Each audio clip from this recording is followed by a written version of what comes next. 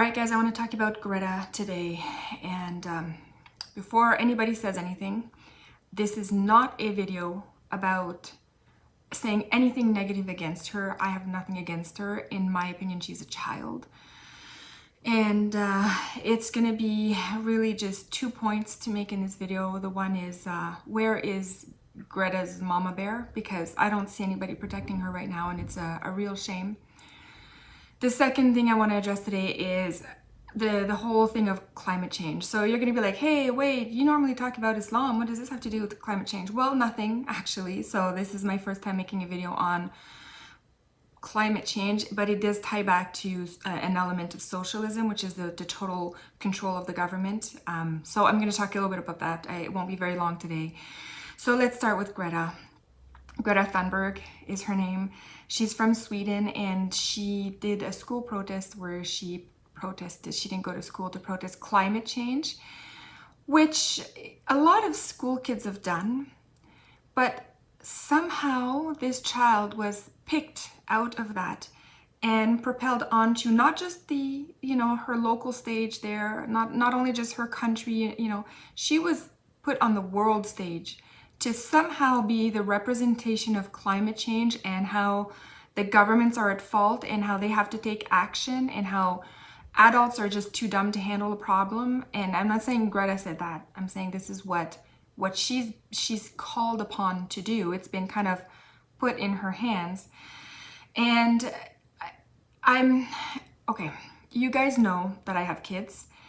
And I've never had a daughter. I've lost a lot of babies through miscarriage. I did another video about that. And if Greta was my daughter, knowing she has, at the age of 16, an eating disorder, knowing that she has autism, the last thing I would have done would have been to put her on some kind of a world stage. I mean, my heart breaks when I see that poor girl out there having to talk to the media, having to do these conferences, having all of the pressure.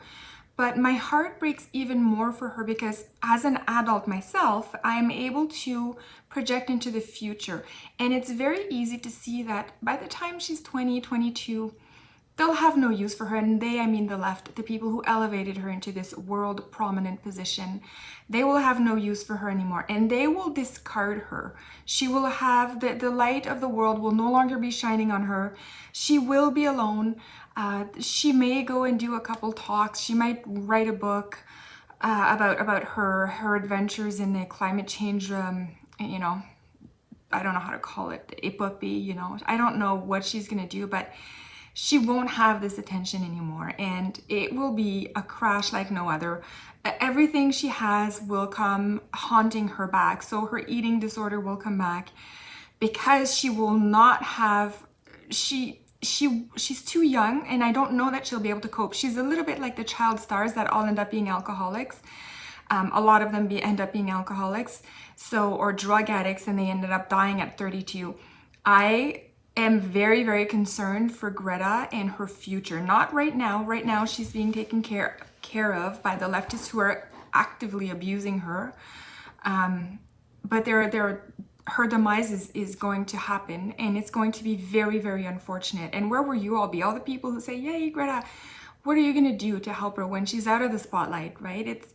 It's a very heartbreaking situation. And I just wish she had a mama bear around her, like a mama bear, like I wish I could take her on and I would shield her from all of this, because I think it's absolute child abuse what is happening to her right now. And panicking an autistic child with concerns that may not even be accurate about climate change, it's hyping up a side of her that causes grave anxiety within her.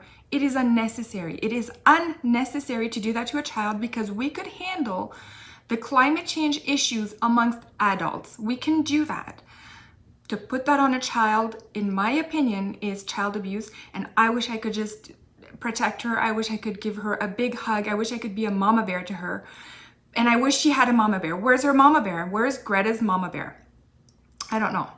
So anyways, that's it for that. I hope a lot of people realize that this is child abuse. Anyways, okay, let's move on.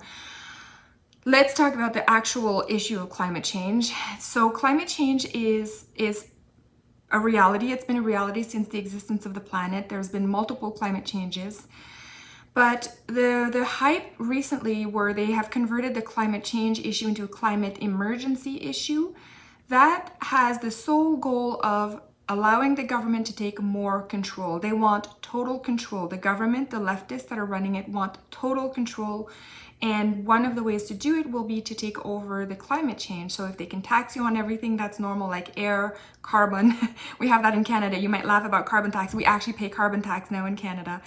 They're going to tax water, all of these things in the name of climate change, and it will allow them to control. So if they say, you know, you're not allowed to use more water, so they're going to be rationing. This is what's going to happen. So the question of climate change potentially is real. It's been sabotaged by a lot of faulty information. You guys should read about that. If you're open-minded enough to look at climate change, look at how the statistics are not accurate in this. A lot of this, so the scientists have been actually commissioned by the government to produce certain statistics. It is very corrupt. And you really should look into that. I've read a lot into this, and I have watched a lot of scientists talk about this, and there is a serious case for it not being an emergency, for it not being a problem, for it being, even if we did all of this, it wouldn't change anything. The climate is changing regardless of human activity, and human activity has only caused a very, very tiny proportion of it. And if you want to look at the human activity, then you need to look at India and China, not countries like Sweden, not countries like Canada, who are not big polluters. So this is where you need to go. But the thing with climate change is they want the power. That is it. It is the end of the story. That is what it is about. And I want you to think about this. Try to come up with an instance where a government in any country has taken control of a certain portion, so nationalize something. So in this situation, they would essentially nationalize climate change. But think about any other case where the government has nationalized something and made it better, or even made it normal, or just like unaffected. Every single time in history where the government has taken control of something, they have made it worse. So if you want to compare that in Canada, compare Canada Post with UPS, right? If you have a really important package, would you want UPS to deliver it, or would you want Canada Post? So Canada Post is the Canadian government version of the post office, whereas UPS is an independent free market company that competes for your business every day. They take the delivery of packages a hell of a lot more seriously than a Canada Post would. Look at the nationalization of the healthcare system. So in Canada, we have nationalized healthcare. The government took over healthcare. And you wait 8 hours when you go to the emergency room, and you have to wait like sometimes 12 months if you have hip surgery.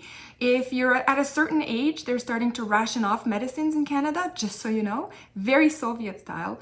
But if you get up to a certain age, they deem you too old to qualify for drugs like chemotherapy drugs, radiotherapy. And they will just not give it to you, and they'll just give you some drugs to alleviate the pain instead. This is what happens when you nationalize something. Look at the education system we have in Canada. It has been nationalized, so the government has taken over and is controlling it. This is something where you can see dreadful results out of the education system. And I believe that the United States has the same problems. So all of this, I don't want to make this video too long. I'm already at 10 minutes. Look, I don't want to make this a huge deal, but what I want you to think about is try to come up with an example where the government has taken over control of a certain part of the private market and made it better. And it didn't happen. So the solution for climate change, I'm going to tell you what it is. It is to leave it into the hands of the free market, because you'll have some very entrepreneurial spirits within the free market, the free economy, that will come up with solutions. So there was those guys who went out and created something to gather all of the plastic from the ocean. They're from the free market. They're venture capitalists. There are independent people who are trying to, and then investors will put money into it. This is how it works. This is how you're going to solve climate change. Let private companies come up with solutions and invest into solutions that they believe they can make money off, because the entrepreneur, I say that word in English so awfully, like I can butcher words in English you wouldn't believe. That entrepreneur who is actually out there pitching his idea and getting investments so that he can develop it, This is what we need to solve climate change. We don't need the government to take over and to ban stuff. So when a lot of people are opposing climate change, they're not actually opposing the fact that the climate is changing. They're opposing the fact that the government steps in to handle it. We don't want the government to handle climate change. That's it. So there we go, guys. Video on climate change. Let me know your thoughts. See you later.